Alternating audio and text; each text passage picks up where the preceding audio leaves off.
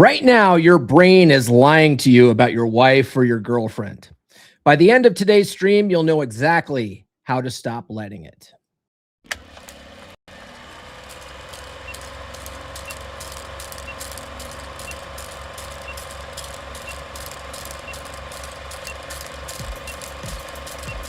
We're going live, baby. We'll do it live. You're listening to the premier podcast for men who want to not only be better with women, but want to be better men in general. This is the Come On Man podcast. And here's your host, Paul Bauer. Paul Bauer. Paul Bauer. Paul Bauer. Paul Bauer. Paul Bauer. Paul Bauer. He is a certified master life coach and NLP practitioner. It's true. It's damn true. Thank God it's Friday. Am I right, fellas? If you are new to the channel, my name is Paul Bauer. I help men level up and get better with women. And the funny thing about doing that is it tends to make us better men in all areas of our lives. Now, if you've ever looked at your wife and felt nothing but contempt, or you're still putting her on a pedestal she stopped deserving years ago, this one's for you. There's a spectrum between worshiping her and hating her. And most guys are stuck at one of the two extremes. Today, we're going to walk you through exactly why both ends of that spectrum are working against you. And by the time we're done, you'll have a way to see her clearly without the rose-colored glasses and without the hate. So you can actually start changing the dynamic instead of just reacting to it. So stick around because the middle of that spectrum is where everything starts turning around. And oh, by the way, if you are watching on Facebook today, I won't be able to see your comments. Restream and Facebook weren't playing nice when I scheduled this. So if you want to participate in the live chat, head on over to YouTube. Okay, YouTube's better anyway. And before we get too far into it, I want to read something from NLP, The Essential Guide, because I'm always studying this stuff, trying to hone my craft. You know how it be. The work never stops. And I'm studying this, and a couple of these paragraphs jumped out at me because it literally backs up what I've been saying the last few weeks. But y'all just think it's woo-woo mumbo jumbo. Okay, this is neuro-linguistic programming. It's a very well-known, recognized, and respected praxeology. All right, so let me just read this to you. This section is called Different Planets, the Worlds Inside Our Minds. I bet you think you know what's real, right? If we were in the room together, you might assume that the world you live in is the same one I live in. Sorry, Charlie. It just ain't so. As soon as you were born, we begin noticing things. At first, it's chaos. You can imagine all that stuff flooding in, all those images, all those sounds, smells, tastes, body sensations. What does your mind do with all this stuff? Well, it develops languages, 5 languages. The only way you can think is to use pictures, sounds, feelings, tastes, and smells. These are the basis of the mind. For now, maybe you need to take my word for it, that the world that you see and the world that you live in is really living in your head. It's in your head and no one else's. Your own mind is creating the world you live in, the relationships that you have, the way you feel about the people around you, the way you feel about yourself are all filters, and almost all of these filters were created unintentionally. It's pretty interesting, right? Because he says, let's see here. Yeah, I mean, essentially, is essentially what I've been saying for the last couple of weeks, right? It's like, your reality is not my reality. My reality is not your reality. And everything that we're experiencing is just filtered through our brain. It's just sensory data filtered through our brain. And that's filtered through our beliefs, our assumptions, the stories we tell ourselves, the paradigms we've been programmed with. It's not real. None of it's real. All right. That's that goes down to the NLP presupposition that the map is not the territory. Right. Which means like your beliefs about the situation is not necessarily true. Right. So we're not going to go all into that so much today, but it is related. Okay. Today's episode is springboarding off of last Friday's Frame Friday. Brother Hoochie Daddy from Wolfpack, who's been in the space for a while, he's a big fan of that bastard Ryan Stone. He read my Substack article based on last Friday's episode, and he said, it reads like you're telling guys to put the wife goggles back on. All right. And I thought that was an interesting take on it. So I decided to tighten up the message a bit. And if you guys don't know the term wife goggles, it's something that Ryan Stone talks about. He talks about scorched earth, right? And Ryan's been on the podcast to talk about the scorched earth, but essentially it's like when guys have this filter where they see their wives through, right? Where that like she's the same that she was on day one when I first married her. She's still that gorgeous person. And then it's like usually something awful happens that slaps those wife goggles off your face. And that's how guys tend to end up in the red pill space, right? So there's a trap of the initial wife goggles. Okay. When you look at your wife through those early lenses, you aren't actually seeing her as a human being. You're projecting a fantasy of complete innocence onto her, assuming that she could never change. She could never hurt you possibly. Okay. Now, this becomes dangerous because it sets you up for a massive blind spot. You ignore real issues or changes in her behavior because your wife goggles force you to see her from where you think she should be, not where she is. You know, which is fascinating because a lot of our frustrations in life come from thinking, well, this is the way it should be. It should be this way, and it's not that way. Now I'm mad about it, right? It doesn't align with the story I've told myself my whole life. Now I'm mad about it. This is why guys, when they start learning red pill, you know, because they've had the wife goggles slapped off their face, they stay in that red pill rage phase for a long time, and now they hate all women, right? They hate all women because women don't love me unconditionally like I was told they were supposed to do, right?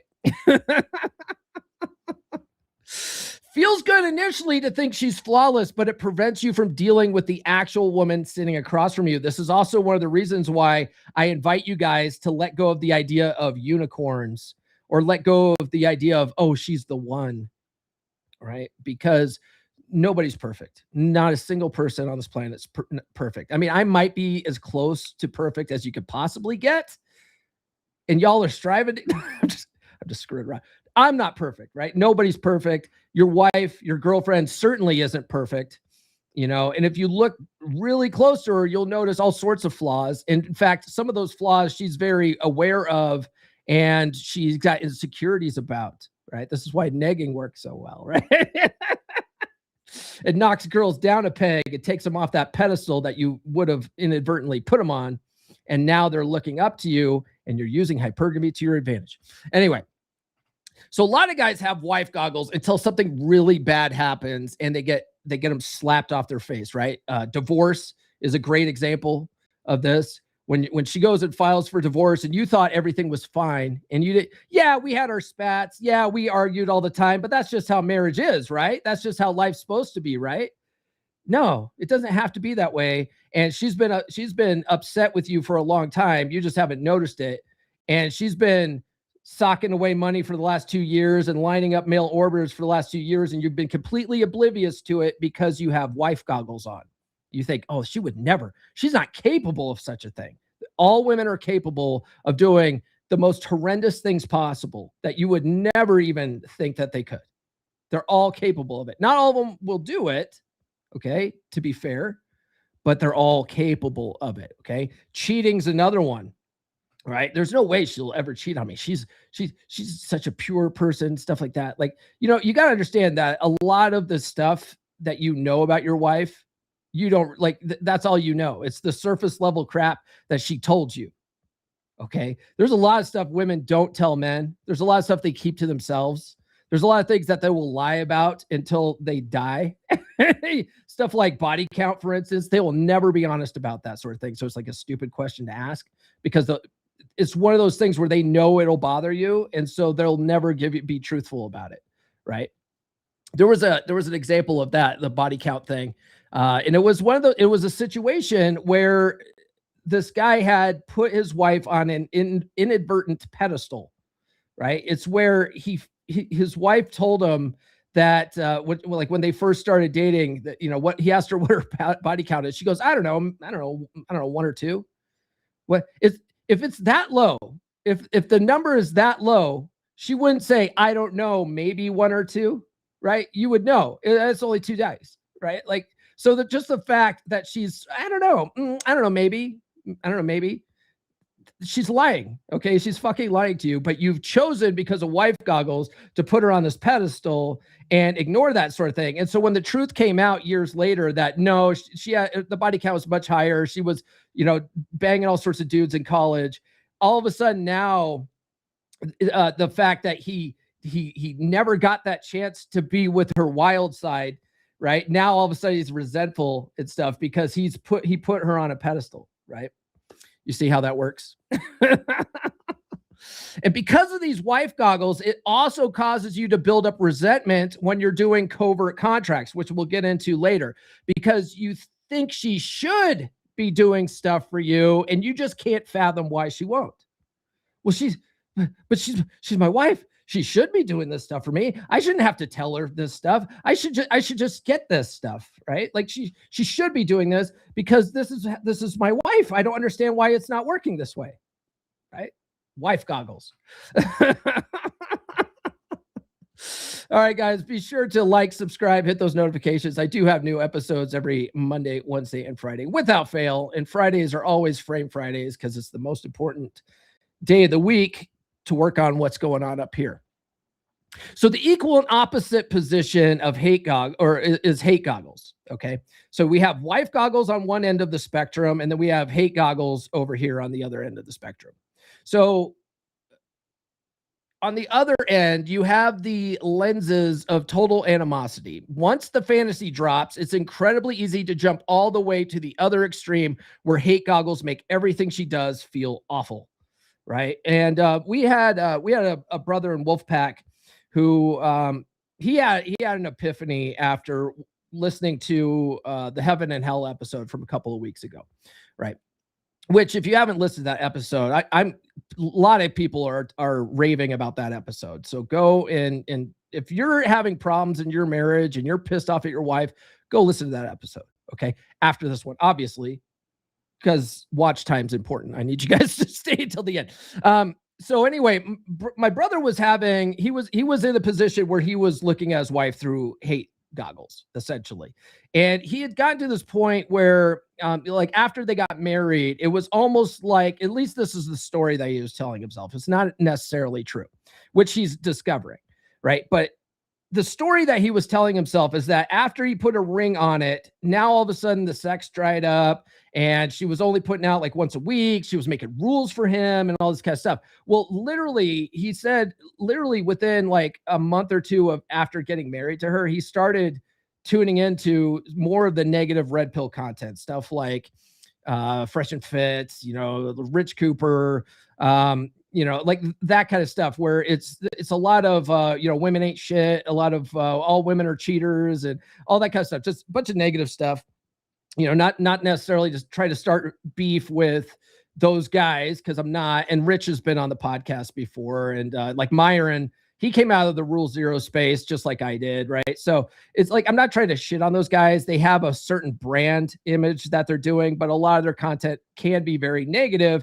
And if you're consuming it a lot, you start seeing your wife through these hate goggles. And I know because I was in that space near the end of my marriage back in 2014.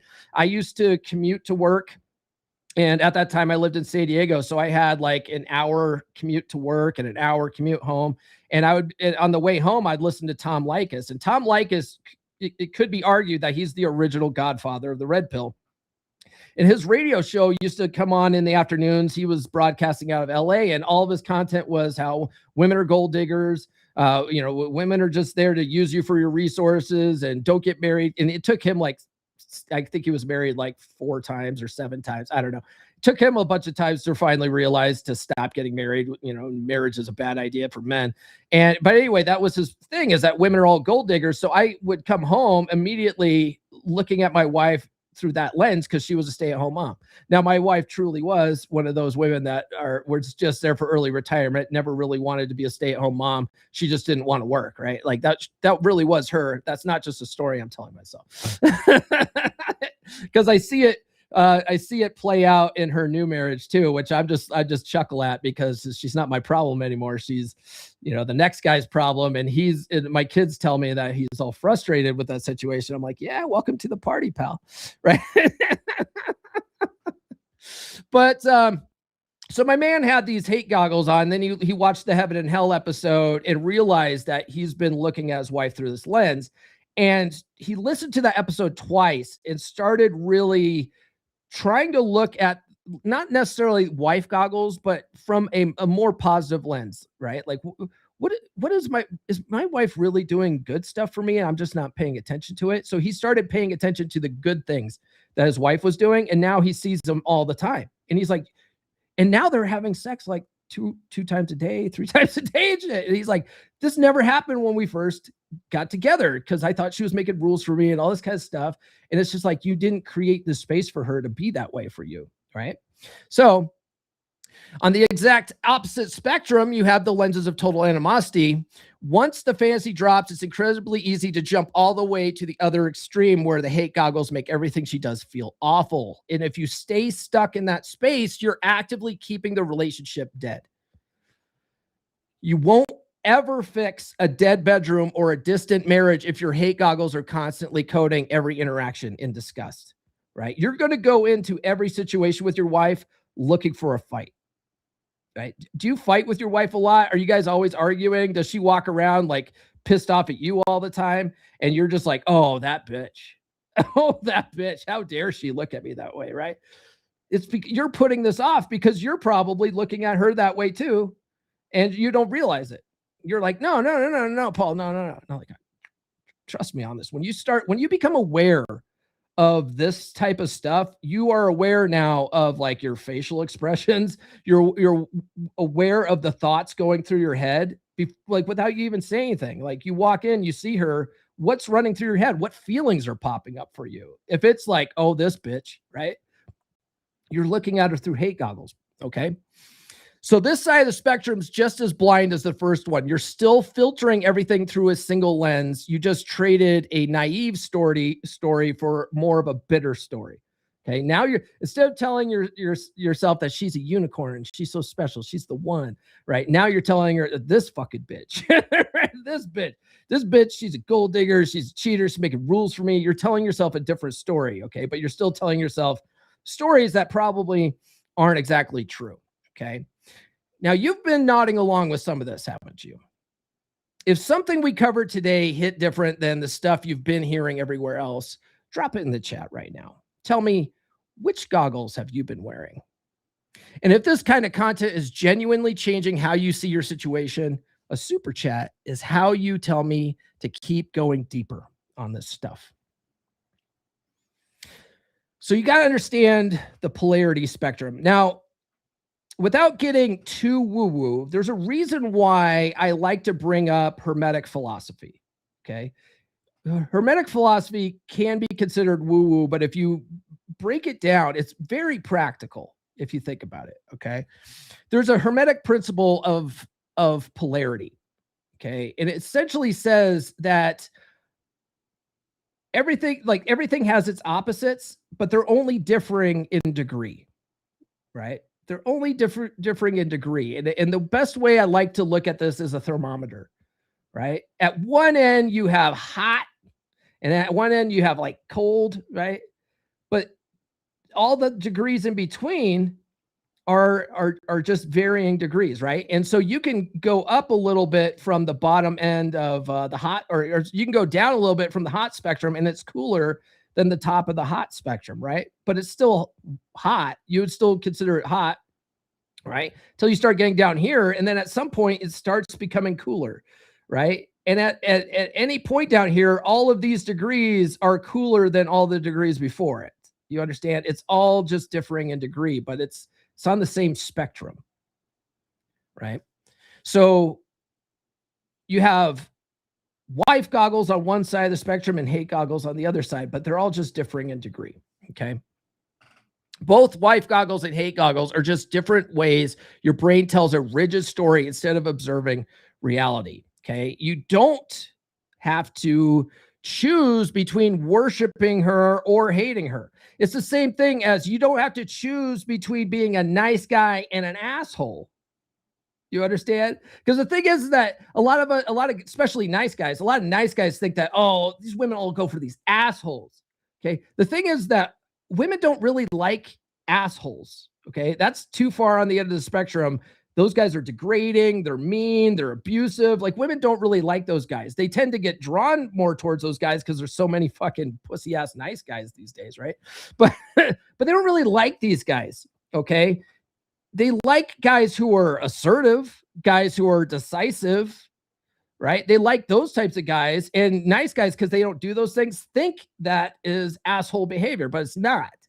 It's totally different. That type of behavior commands respect, and women must respect you if they're going to love you. That's all it is, right? You don't have to be a fucking asshole. You have to call her names. You don't have to be abusive. You don't have to be controlling. But you have to be assertive, decisive, all those types of qualities. Those are attractive qualities. Okay. So it's a spectrum, you see.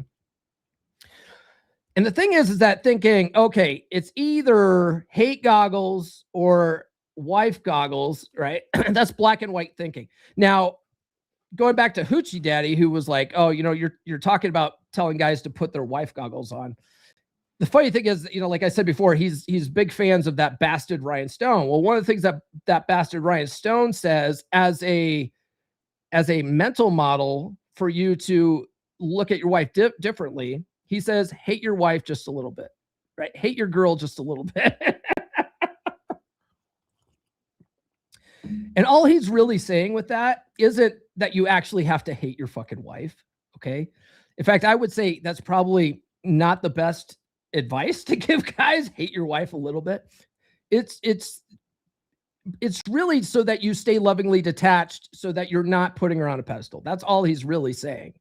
All right. But if you are looking at things through a black and white lens, it's okay. Well, it's either wife goggles or hate goggles, right? That I don't think that's what Ryan necessarily means. Okay. And it's black and white thinking. It's binary thinking, right? And if you guys have spent any time in this space too, and you listen to Rollo Tomasi, he warns about black and white thinking all the time. He warns, don't be binary thinking, okay? There's nuance. And when we say nuance, that's a spectrum, okay? It's a spectrum of things. Like a lot of people are like, oh, it's either red pill or blue pill. And if it is, you're not alpha unless you're fucking red pill. It's like, no, there's actually blue pilled alpha guys, right? They're usually really dominant, like in the boardroom, like in other spaces, but in their relationships, the cookie crumbles. You know what I mean? That's usually what happens with like the blue pill type alpha guys, right? And then you got red pill beta guys, right? You got guys that fully understand the praxeology. They just don't know how to apply it when talking to women. And then they end up simping for all these women. Those are the guys that I would say tune into Fresh and Fit, and they send $100 super chats to hold these women accountable, and then turn around and subscribe to their OnlyFans, right? Like that would be a red pill beta guy. Okay. So there's all sorts of stuff that you can play with in this space. It's not black and white. Okay.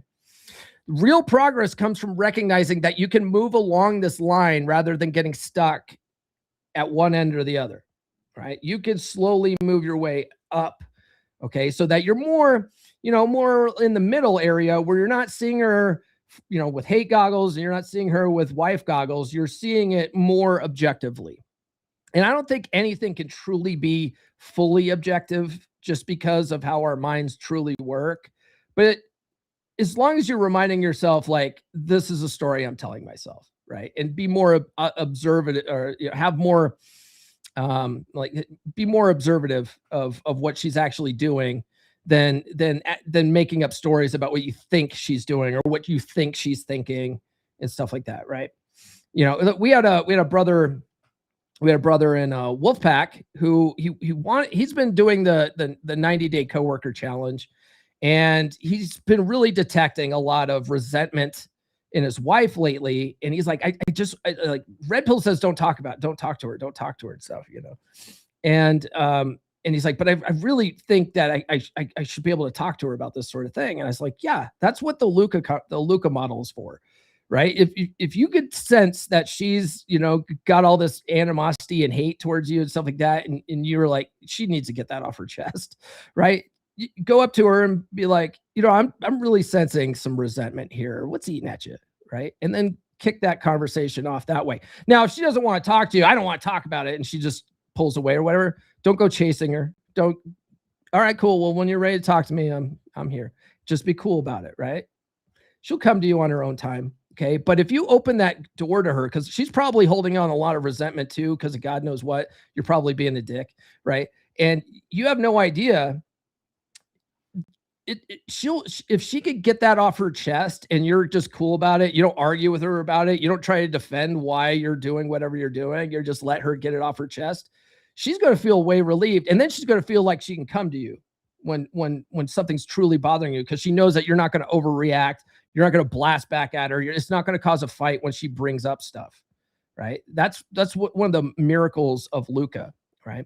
Another cool thing with Luca, I'm not going to get into it today. We did talk about it a couple of weeks ago on the private pod class at Wolfpack, but Luca can be very hypnotic, where you can get into your wife's subconscious and drop suggestions in there if you do it right? You use echo technique and replay stuff back to her in a certain way, you'll get into her subconscious and you'll own her mind. And Luca's magical if you know how to use it right. Okay. I'm not going to get into that today though. Although we brought it up during that pod class, and Brother David's like, dude, you got to do a whole episode on that shit. Maybe. I'd much prefer you guys just get in Wolfpack. We could talk about it on the pod classes though. So real progress comes from recognizing that you can move along the spectrum. When you see it as a spectrum, you realize that your current perspective isn't a permanent truth. It's just a position you can alter by altering your internal state, right? When you change the way you look at things, the things you look at start to change. That's really all that we were trying to do. It's not about putting wife goggles back on your face, right? It's about changing the way you're looking at your wife. It's not about woo-woo and law of attraction and all this kind of stuff. It's just a different way to express that you could probably look at your wife slightly differently and change the stories that you have about her in your head, and you'll start seeing a different story. Try it. Like, don't take my word for this stuff, right? Don't take my word for any of this stuff. Try it out. Okay. Try it out. Now, you just heard that wife goggles and hate goggles are the same problem with different packaging. Your brain grabbed a story and hardwired it in. A paradigm doing exactly what paradigms do. 95% of what you do every day happens without a single conscious thought. Your reactions to her, how you read what she says, what you decide next, almost none of that is coming from the thinking part of your brain. It's coming from programming you absorbed before you were old enough to question it. Psychology Paradigm, I got the new cover in, guys. Psychology Paradigm is the book that shows you how that programming works and how to rewrite it. The lens you're looking through right now was handed to you. You never chose it. The link's in the description. Have you ever felt like something's holding you back in your relationships? Like you're always on the back foot, struggling to connect with women? You're not alone. Many men are taught to be weak, to defer, to play small around women by their upbringing, by society, by the very world that shaped them. But what if you could break free from the invisible chains that have held you back? What if you could rewrite the script? Reprogram the paradigm that's been running your life. This is your chance to step into the man you were always meant to be. In The Essential Skills of a Masculine Presence, Psychology Paradigm by Paul Bauer, the first book in R.P. Thor's groundbreaking series, you'll learn how to understand and transform the paradigms that have shaped your life. You'll discover how to develop a dominant masculine presence, one that commands respect, inspires trust, and brings fulfillment to your relationships. Don't wait for life to change on its own. Take control. Order your copy of The Essential Skills of a Masculine Presence, Psychology Paradigm now on Amazon. Available in hardcover, paperback, or on Kindle. This is more than a book. It's your roadmap to a life of purpose, strength, and success. Make the decision today. Reprogram your life and step into the man you were meant to be. Man, this cover is so much better. God bless RP Thor. He designed the last cover and it just wasn't good. And God bless that man. He was, when we were working on this book, he was fighting brain cancer. You know what I mean? So the book cover just was like off center. It just wasn't right. And it's been over a year since the book came out. And so I was like, you know what? It's time to get a better cover. And so nothing else changed. Literally out the side and the back is the same. I just changed the front cover. And if you open up the inside, it still has the old sort of logo on the inside. But I was like, I got to change that. Got to change that cover. Sorry, brother. I'm sure he doesn't mind because he's like, yeah, if it sells better, that's probably good too. Because at the end of the book, there's a free bonus chapter, which is actually chapter 4 from the original book that he wrote, which was a dominant masculine presence. And so it's chapter 4. It talks about the 7 P's of a dominant masculine presence and stuff like that. So he's like, he wanted that in there so that people go back to the source and grab a copy of his book too, which you guys absolutely should. It's a phenomenal book. So let's talk about covert contracts for a minute.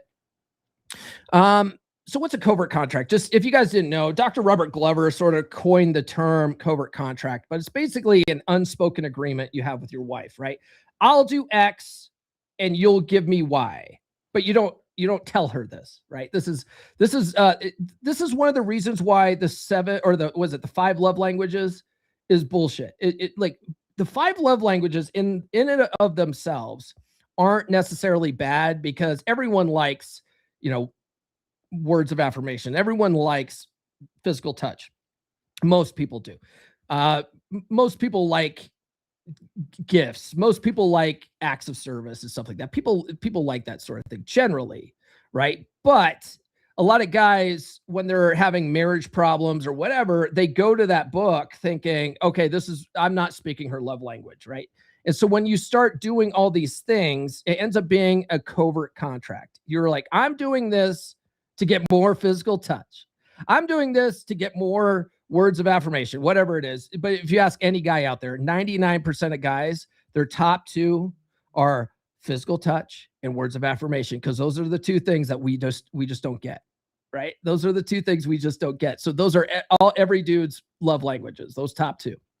And so guys are going to start doing this stuff, and your wife likes the idea of it. It sounds good on paper. She's like, yeah, you're right. I'm not having sex with you because you're not doing enough dishes, right? I put this out on social media the other day. Not a single one of your wife's sleazy sex novels has a main character guy doing dishes. That's not sexually attractive. Okay. AI is probably going to clip that. So that's what a covert contract is. And when you do these nice things, expecting something in return, and you don't get that thing in return, now you're pissed off. Now you're resentful. Now you're angry. And that's really why nice guys really aren't nice, because they're doing things to get things.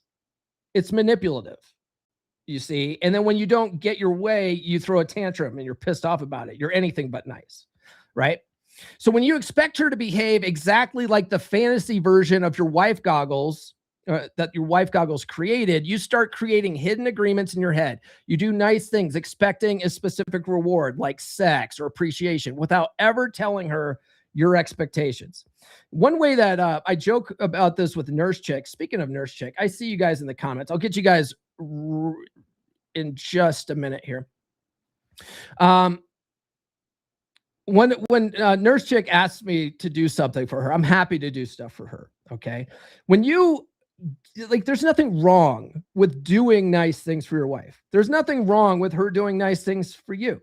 You just have to let go of expectations that you're going to get something in return necessarily. Okay. And if you were only going to do such a thing expecting something back, but you wouldn't otherwise do it, just tell her, no, I'm not going to do that. Okay. It's not that hard. It's not that hard. Like, I really don't want to fucking do that. you know, and if you're like, if you have the concept of brownie points, oh, I'm going to do this to get brownie points, that's a covert contract. Okay. Let that shit go. We had a brother in Wolfpack saying something like that a couple months ago. He was like, oh yeah, and if you do this, you get a lot of brownie points with your wife. I was like, let that shit go. You need to get that out of your vocabulary. The idea of brownie points. Fuck that. Okay. That's covert contract. That's a trap. Okay. So you got to let that kind of stuff go. Okay. If you're going to do nice things, just do it because you enjoy doing nice things. You get fulfillment from doing nice things. Don't do it because you're expecting something in return. And if you're expecting something in return, either articulate it or just don't do it. Okay. So go back to Nurse Chick. Since she watches all this stuff, you know, we always say you can't don't red pill women. Don't red pill women. Nurse Chick's totally been red pilled, right? It's really hard to prevent that sort of thing when this is my career, right? Like, this is what I do. She tunes into all this stuff. She's like my biggest supporter. She knows all this shit. So when she asks me to do nice things, I'm happy to do it for her, but I always reply back. I go, oh yeah, I'll do that, but I expect sex. And then she says, say less, sir. It's always just one big joke for us. Okay. But that's it. That's covert contract. You're doing things to get things, but you don't articulate that. Okay. When she inevitably fails to read your mind, the silent anger begins to build. That builds the foundation for the hate goggles to take over completely and breed intense resentment, right? You're not a nice guy. It was all just a facade because you were expecting something. And now you hate her ass because she's not doing what you expected because you're the one telling yourself that she's this fucking unicorn that does all this stuff for you. And when she doesn't, oh, now all of a sudden it's your story. It's not her story. This is the story you're telling in your head because of your fucking stupid ass wife goggles. Okay. But isn't it fascinating that we as men, we hate it. We fucking hate it. When women just expect us to get things they expect us to fucking read their minds. We're not fucking mind readers. How dare they just expect us to get things? Yet we do the exact same thing with covert contracts. We expect them to read our minds. Think about that for a second, okay? You have to drop these unspoken deals if you want to get out of that loop, all right? Speak your terms clearly or don't do nice things at all, okay? Either do things because you want to do them or don't. No, I'm not going to do that.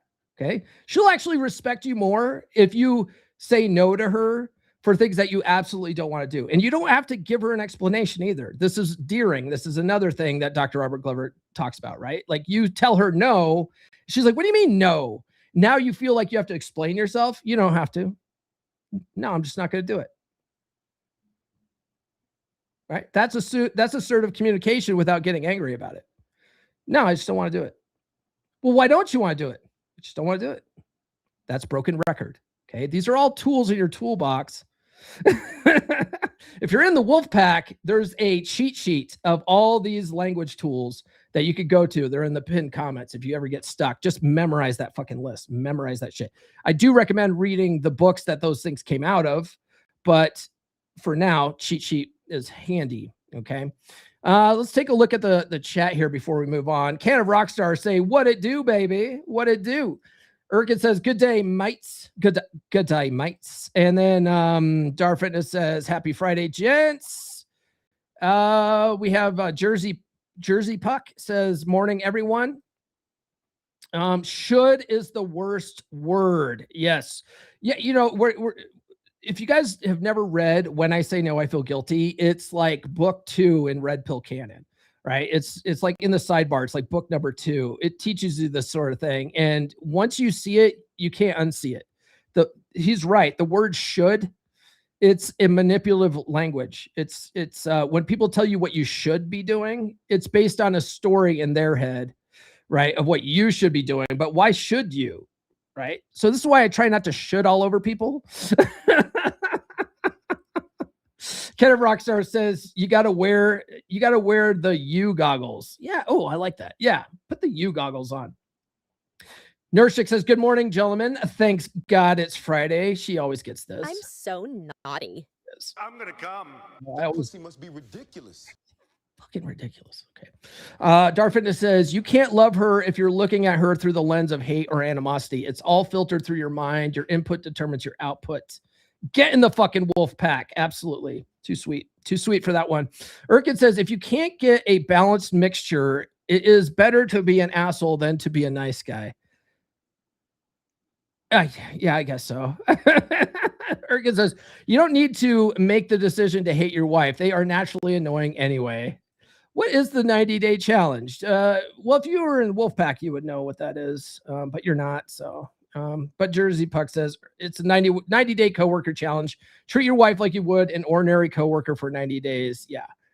I've talked about it on the podcast before. It's essentially, it was created because we had a guy in Wolfpack that was, he was trying to fix his marriage, trying to fix his dead bedroom situation. And he kept chasing his wife. He kept seeking validation and approval from his wife. He kept doing covert contract shit, and it just wasn't working. He kept getting pissed off, and he was doing this shit for months. And we kept telling him, stop doing this shit. Stop doing this shit. He just couldn't get himself out of the weeds long enough to see what the fuck he was doing. And so I finally was just like, bro, you need to fucking just stop. Just fucking pull back from her at all, like at all costs, because you're just making shit worse. And then you're getting more pissed off at her. You're putting your fucking hate goggles on, and it's just making it worse. So I said, what you need to do is just stop trying to run game on her at all, because your game sucks, clearly. Okay. You need to pull back and just shut the fuck up and list for a while, right? And work on your mental frame. So I was like, just treat her like a coworker, just complete indifference. Don't try to kiss her. Don't fucking good morning text her. You shouldn't be doing that shit anyway, but that's neither here nor there. Like, just stop doing all the shit that you're trying to do to get her to do something, and just pull back and work on you for a little bit, right? It's the same. It's essentially the same concept from the married red pill space of shut the fuck up and lift, right? Just stop trying to run game on her for a while and just focus on you. Dude just couldn't fucking do it. He just could not fucking get out of his own way. He did that for like, God, 50 days. And then he left the pack. He just couldn't do it. You know, we got another brother in there that's been solidly working on this stuff. And when I put it out there, I was like, so far, no one's been able to make it through the 90 days without still trying to do these covert contracts. And, you know, like they just can't let go of that validation seeking behavior. And so my man and who's also working out right now, he goes, okay, well, game on then. he's been actually doing significantly better.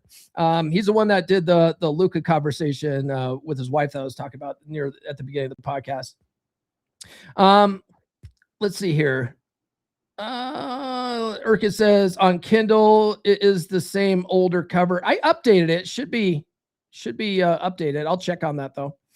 And he says, what's the word wife goggle?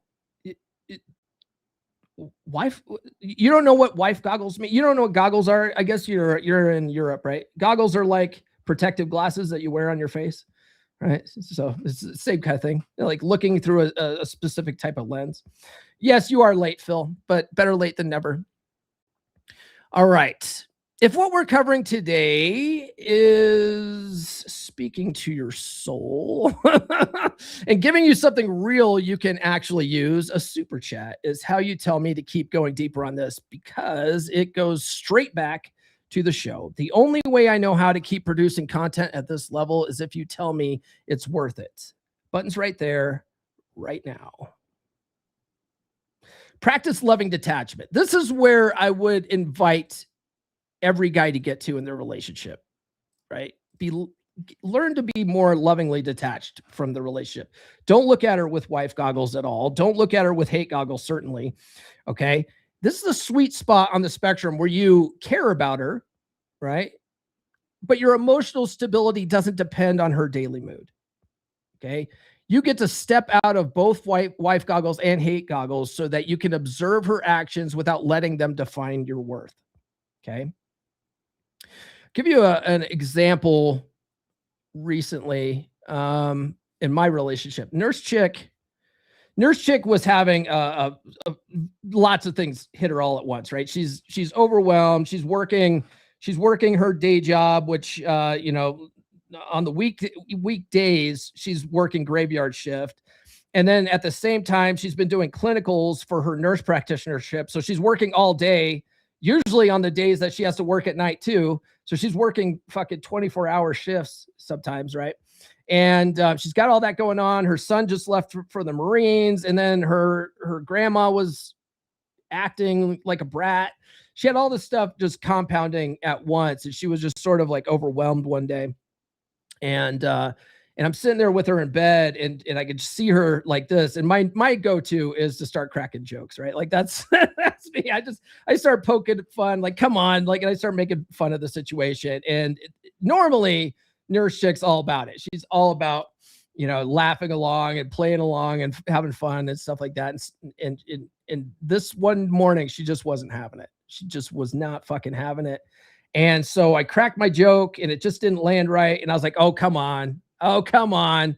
And I could just see she was just not having it. So practicing loving detachment, instead of like chasing her for validation, trying to fix her feelings, I just pulled back, just thought about it for a second, and was like, you know what? I got to go take a shower. I'm going to go take a shower. Right. I can't fix her mood. And she could do that, and she'll come around when she's ready. And, and so I just got up and took my shower. And when I got done with the shower, I got dressed. I walked out to the kitchen. She was in the kitchen. She came up and just wanted to be hugged for a minute, So I held her there, and I just said, everything's going to be okay. Sometimes, like, being able to pull yourself out of the moment, not make it about you, right? It had nothing to do with me, right? She had all this other stuff going on that she was processing. Sometimes if you can take yourself out of the moment, be lovingly detached enough to do that, they'll come around. And sometimes that's all they need, is just to be to be held and told that everything's going to be okay, right? Try to get to that place, not looking at like, oh, she's being a bitch because she's in a bad mood, right? Like, no, just, it's not about you, okay? Practice loving detachment. It allows you to step back from the stories your brain manufactures when she's distant or cold, and you can see her behavior as a reflection of her own internal state, not a personal strike against you, right? Like, I looked at that situation like, well, she's dealing with it how she likes to deal with it. It's not my job to fix it. I'm here for her when she's ready. And if she's never ready, then it's not my problem, unfortunately, right? So when you stop reacting to every slight, you get out of that resentment, and you break all these covert contracts that you tend to create when you do this sort of thing, right? Now, you've been doing this sort of thing alone. A lot of you guys have been doing this alone, reading, listening, thinking it through on your own, how to fix your relationships, how to work on your frame, whatever you're doing. And it helps up to a point. But there's a ceiling to how far you can go without other men around you who are working through the same material at the same level you are. You've probably hit that ceiling, haven't you? Wolfpack is what's on the other side of that. Bear Club? Not anymore. Wolfpack,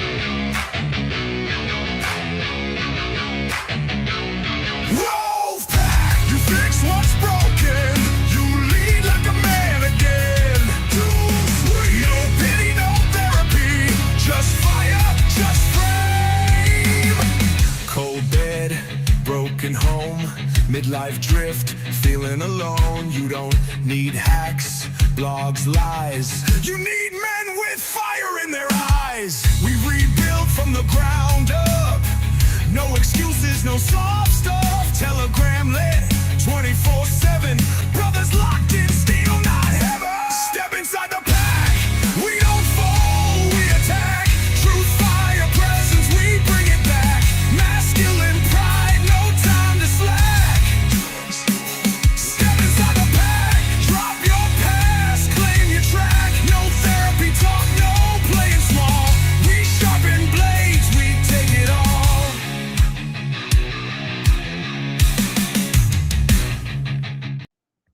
Too sweet me, baby. So going back to Erkin, he says on Kindle, it's the same old cover. So I just double checked. The cover is updated on Amazon side. So if you have the book in your Kindle, I think if you delete it from your downloads and re-download it, you should get the new cover. And it shouldn't cost you any extra because you already have it. And then Jersey Puck sent $5,000 super chat. I'm going to give him this one. Let's see here, because this is what we do. Respect the cock and tame the cunt. That's what we do on this channel. Yep. Thanks for that, man. I really appreciate that. Oh, the reality of parallel perspectives. Now, remember what I read from NLP, right? The NLP guide, that we might be in the same room, but we're not experiencing the same world, right? We're not experiencing the same world. It's not woo-woo, okay? You need to understand that you and your wife are never experiencing the same exact conversations. You're seeing your version of her, she's seeing her version of you, but both are filtered through history and baggage and beliefs and all that kind of stuff, okay?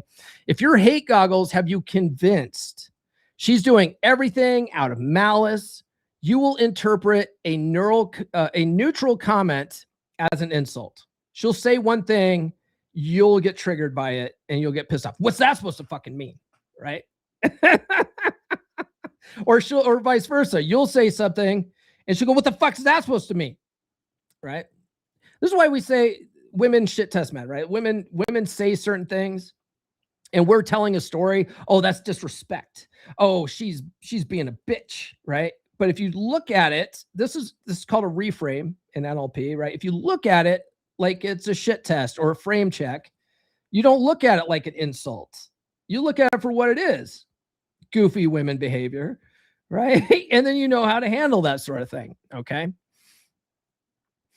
You're interacting with your brain's model of her, not the actual person, okay? So I would invite you guys to, like, forget your wife for a minute. I would invite you guys to look at this sort of thing when you see certain social media posts, when you see people's comments, because a lot of people will take a comment that you make and twist it based on the story that they're telling themselves, and they'll get offended. I get this all the time in my comments. People are like, there's some people that fucking hate me, you know, they hate me, and they'll light up my comments. Now that just boosts me in the algorithm. So that's how I look at it. Like, oh, you're just boosting me. Now, at some point, there's some people that are just insufferable, and I'll block them. I'm like, okay, I don't need that engagement that bad. Right. But that's how I look at it. I try not to get triggered by people's comments. Right. Sometimes it's hard, but I try not to. Usually I look at it for what it is. They misunderstanding of what I was saying, and then I just fuck with them, Recognizing this lets you separate the event from the meaning you've attached to it, so you can question your assumptions. Life is based on our assumptions. A lot of our beliefs in the way we see the world is based on the way we assume everything should be, or the way we assume everything is going to work out. It usually works out that way, right? If we assume this situation is going to be bad and we're going to have bad luck with this, we probably will, right? If we assume that we're going to do great at this and we're going to succeed, we usually do. Law of assumptions, it's a very real thing. It's kind of weird, right? It's kind of weird. It's all based on your beliefs and how things show up, It's kind of interesting. But if you assume your wife's being a bitch and that she hates you and all this kind of stuff, you're going to start looking at her that way, right? And then your brain's just going to look for evidence that that's true, and it becomes a self-fulfilling prophecy. That's your reticular activating system at work, right? It's going to look for things to support your belief, right? It's not magic. It's not woo-woo. By the way, guys, follow me on social media, would you? The links are in the description. All right. I'm going to get through these last 4 talking points, and then we'll wrap up here. So we change the reflection by altering the output. So there's a concept that I've been talking about the last couple of weeks too, about the mirror, trying to change the mirror. It's funny, on social media, a clip of me talking about, guys going up to the mirror and trying to change the mirror, and it's just leaving smudges. This guy goes, "Oh, the only way to change what's in the mirror is to change the mirror." And I'm like, yeah, but no matter what mirror you're looking at, it's still you reflecting back. Like, do you understand the concept of a fucking mirror, bro?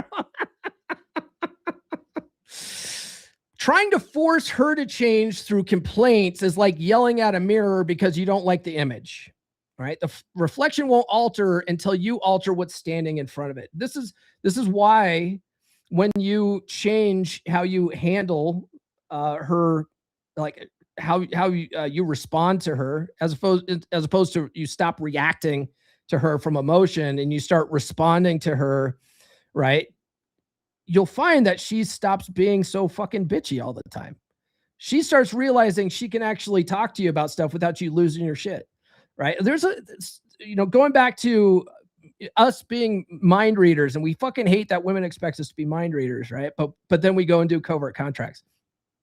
In the comments for the last 2 months, right? I've been really promoting the new book, Dicker Downright, really hard on social media. All right. If you guys are getting annoyed by that, I'm easing off. Okay. It's after promo period. Okay. I'm easing off on that. But one of the things I point out is that, if you're not ringing your girl's bell, she'll never tell you about it. She'll just suck it up and then go read a cheesy novel and diddle her bean with her vibrator. And then, but sex with you is going to start slowing down because she just doesn't enjoy sex with you that much. Right. And a lot of guys are like, why can't they fucking tell us this shit? God, we fucking gonna read their minds. And it's like, look how you're reacting to this comment right now. Do you think that you can handle it if she actually told you that you're not very good in bed? I don't think your ego can handle it, brother. If she told you, you would lose your shit. And all you're going to teach her is that she can't come and talk to you about stuff. AI is going to clip that. But that's what's going to happen. Okay. So you're frustrated that she won't tell you, but she can't tell you. And you've taught her that probably through your past interactions of the way you've reacted to her. This is why frame is so important, because it takes you out of the situation, lovingly detached, and allows you to look at things a little more objectively with the tools. Right? Agree and amplify, indifference, fogging, negative assertion, negative inquiry, all that kind of stuff. All the tools you have to navigate this sort of thing without losing your cool. And when you can effectively lead a conversation, because a lot of guys are, God, why can't they just tell this shit? Right? The thing is that men and women speak totally different languages. You know what I mean? And so if you can lead her through a conversation using these tools, you can get her to start speaking your language, but you have to lead that interaction as the leader of the relationship. Right? But a lot of guys just don't want that responsibility. They don't want the responsibility of being the leader of the relationship. And so they leave everything up to her. But her biology wants you to be the leader of the relationship, and she resents your ass for not doing it. You see? Do you see where the disconnect is here? If she barks at you and you respond with a calm smile and playfulness, you alter your inner signal and change the entire energy of the situation. You stop playing the role your hate goggles assigned to her. Okay? Because really it's your hate goggles. It's not her hate goggles. So just take those things off. Just take them off. Right? Now look at her more objectively, without any goggles on. Maybe go get some fucking LASIK so you don't have to wear corrective lenses. I don't know. Okay. But if you change the way you look at her and change the way you respond to her instead of react to her, you'll notice she will eventually start shifting. Usually 9 times out of 10. Might take a while. You might have built up a lot of resentment where she's looking at you through hate goggles for a while. Right? So it's going to take a while for her to start taking her fucking goggles off too. Okay. It's 1,000-foot tow rope. But it forces her nervous system to react to something entirely new, which often brings out a completely different side of her. Because if you think about it, think about any fight that you've gone into, or think about any time your girl said, we need to talk, right? Like if you go in expecting a fight, it usually turns into a fight, right? This is the law of assumption again, right? If you assume there's going to be a fight, you're immediately going to be in defense mode. And then when she blasts you, or at least brings up that you're fucking up some way, that she perceives you fucking up some way, now you're being in a defensive mode. You're going to want to react with defending yourself or explaining the situation, right? Like that, then you fall into the deering trap. Okay. But if you don't do that, if you respond in a way she doesn't expect, because she's probably expecting a fight too. If she's like, yeah, every time I bring this shit up, it turns into a fight. She's expecting a fight. But if you don't fight, now all of a sudden she's like, what? He didn't respond the way I was expecting. That will literally force her to go into her brain and go, well, that, right? That we call that a pattern interrupt, right? She's expecting the pattern of a fight and you don't give it to her. Her brain's going to reboot for a second. And she might come at you again with another snappy comment, because the first one didn't cause a fight and she was expecting it. So she might say something snappy. And if you just don't let that one land either, now she's got to rethink her whole fucking strategy. You'll see her physiology relax, especially if you're really relaxed, right? This is pacing and leading in NLP, right?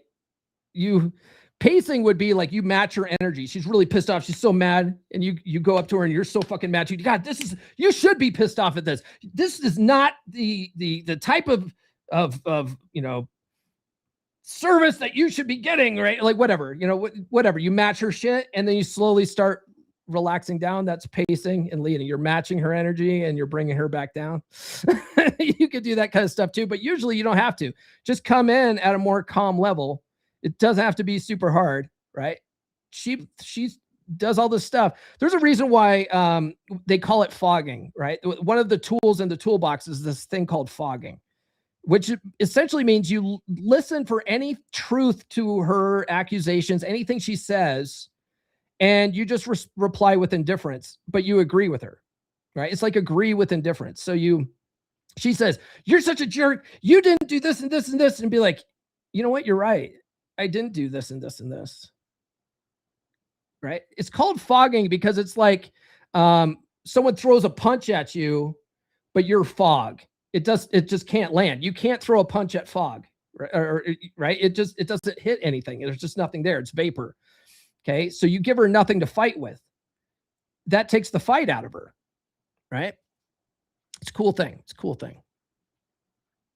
Disrupting the internal wiring of hate goggles. So think about where you store that heavy feeling of frustration in your body when you look at her through hate goggles. Okay. Your brain uses specific mental pictures, sizes, and locations to keep that negative feeling alive. Okay. And we did this exercise last week. All right. And if it didn't work for you, when I did the exercise last week, if it didn't work for you, it's probably because you weren't paying attention and actively participating. Okay. You don't have to believe any of this shit. You just have to follow the directions. So if you were just sort of mindfully, like just sort of passively listening when I did the exercise, it probably didn't work for you. Right. But if you get your meat suit involved and do what I said, right? Point to it, reach out and touch it, trace your arms around, like get your hands involved, do this kind of stuff. You'll notice the change. Okay. It's a NLP swish pattern is what we did last week. Okay. But it's interesting, right? Because there's this idea in some NLP practitioners believe this. There's no way to prove it otherwise, right? But there's this idea that your subconscious, your whole body is a part of your subconscious mind. It's not just stored in your brain, right? This is why, like, you have certain feelings in your body when you have like a certain memory or whatever. You'll get like a feeling somewhere. It's because your body's storing that in your physiology. Okay. So if you can just like close your eyes, and when I say like, the hatred you have for your wife right now, where do you feel it in your body? Point at it. Like wherever you point is usually the right spot, right? Just first instinct, just point where you feel it, right? Your body's storing that shit there. Okay. And then when you say reach out and touch it out here, okay, your subconscious and your physiology doesn't understand language. It understands imagery and symbolism and metaphors and stuff like that, right? So this is all you're really doing is tapping into your subconscious to create an image that it understands, to reprogram that. Okay, so go back and listen to last week's episode. And if you have a lot of hatred and animosity towards your wife, go back and actually like put some earbuds on and stand up and do the exercise that we did. At the end of that, you'll feel 20 times better about your wife. Okay. But it's interesting, right? If you can mentally shrink and crush up that image or stretch it out or whatever, throw it back behind you. That was when we did, right? If you throw it back behind you, the thing is that in your mind, typically just spatially, you think of things behind you as not a problem anymore, right? So that's why we crumpled it up and threw it behind us last week. And then I said, I had you imagine hearing someone hammering it to the wall back there, doom, doom, doom, doom, doom, right?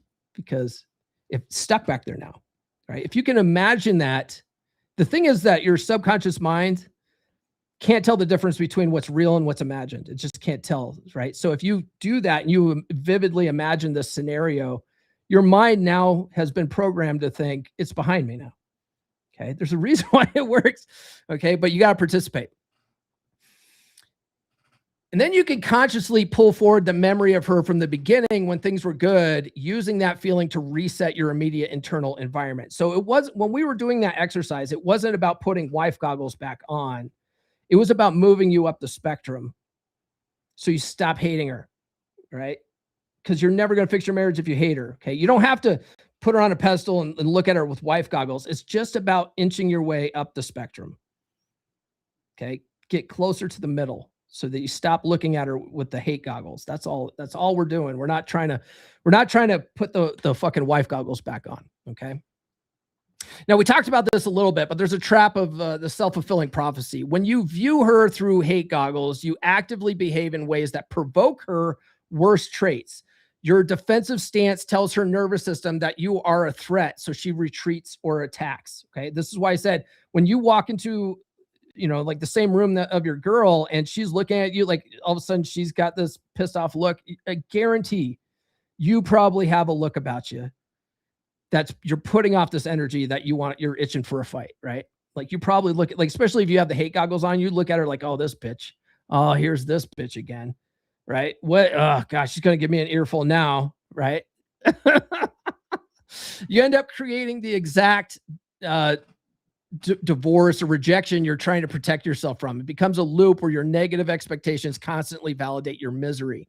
So breaking this means intentionally choosing to drop the hate goggles and move along the spectrum, even when your gut wants to get defensive. Okay. Like I said, it's not about putting the wife goggles back on. It's about moving up the spectrum, Okay. So we'll end with managing your internal state under pressure. True stability means keeping your composure when she tests your boundaries or throws an emotional tantrum. It's about staying grounded in your own truth rather than matching her chaotic vibe. The moment you lose your control and start trading insults, you've handed over the direction of the interaction. You've slammed the hate goggles right back onto your face. Staying steady doesn't mean you tolerate disrespect. It means you handle it with absolute composure and firm boundaries. Also, maintaining your internal state under pressure is really when you test this stuff out. This is when a lot of guys can walk around talking about how they have frame. Oh, I've got great frame. I'm a frame master. I'm a goddamn picture frame over here or whatever. Right. Like I've got this down. I got this down. It's great. It's easy to do that when things are going smooth and there's really not anything going on. The real test is when she's PMSing. Right. When things aren't working right, everything's going to hell in a handbasket around you. Like that's the time where this stuff is really, truly tested. And I would invite you to look at those types of things, like instead of like, oh, fuck, here we go. Right. As finally, I get to test this stuff out. Okay. One of the brothers in Wolfpack who I said, sort of had an epiphany after the Heaven and Hell episode. One of the patterns that a few of us have noticed about him is that things are typically good 3 weeks out of the month with his wife. And then the 1 week he's like, fuck this bitch, I'm going to file for fucking divorce. Guess what week that probably is? PMS week, right? That's probably PMS week when she's a little more irritable than usual and all this kind of stuff. I would invite you, if that's you, right, where everything's great, but with that 1 week a month, god damn that bitch, right? I'd invite you to look at that week like, finally, right? This is the game. This is the Super Bowl right now. Like, now I get to really test all these skills that I've been learning, all these communication styles, working on my frame, looking at things from a different point of view. This is when it's truly going to get tested. Finally, I get to use this shit.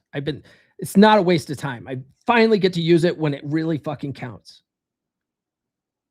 Look at it from that point of view. All right, guys, that's all we got for this episode. I really appreciate you guys tuning in. Let's see here. Erkin says, I removed the book from my library. I tried to re-download it, but I am not allowed. I asked it to update Kindle. I tried to do it, but it does not work because I use Windows 10. Oh, Kindle update requires Windows 11, which I hate.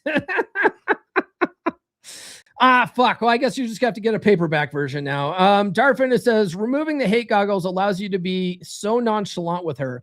Then it makes her feel safe and seen. It's wild. You become unfazed and she loves it. It's like having a bulletproof vest on to her insults. Isn't it though? Isn't it cool? Can of Rockstar says, I wonder if anyone going to talk about the guy whose ex-mother-in-law killed the kids and the ex and herself. Did that happen recently? I don't know. I don't follow the news. News is toxic, man. I don't want to listen about people killing their kids. That sounds terrible. All right, guys, that's all I got for this episode. Tune into the podcast on Monday. We're on chapter 3 of my Dick Her Down Right series. Chapter 3 is all about emotional intimacy that fuels desire. And if you've been following the series or when you're reading the book, you'll notice that the first 3 chapters are all about psychology and frame. Okay. That's paramount before you ever get to the techniques if you truly want her craving your cock. Okay. Cravings start up here. Her cravings start up here. So lock that in. Then a lot of the physical techniques are going to land that much harder on her. In fact, some of the techniques aren't even that special. They're really not that special. You're probably doing them. You might just be doing it from the wrong angle or something like that. But a lot of the techniques aren't really, you're not like jackhammering her from down, because that doesn't work. That's not great anyway. And then you got to bend your dick in a fucking weird direction. That just hurts. You know what I mean? It's not useful. So it's more the psychology and stuff of getting in her head that really creates the addiction part that we're going for. We want her addicted to your dick, bro. We want her addicted to your dick. So tune in to Monday to learn how to do that. That's all we got, though. Please like, subscribe, hit those notifications, and we'll see you guys on Monday. Have a good weekend. This has been the Come On Man podcast. Now, go out and get it.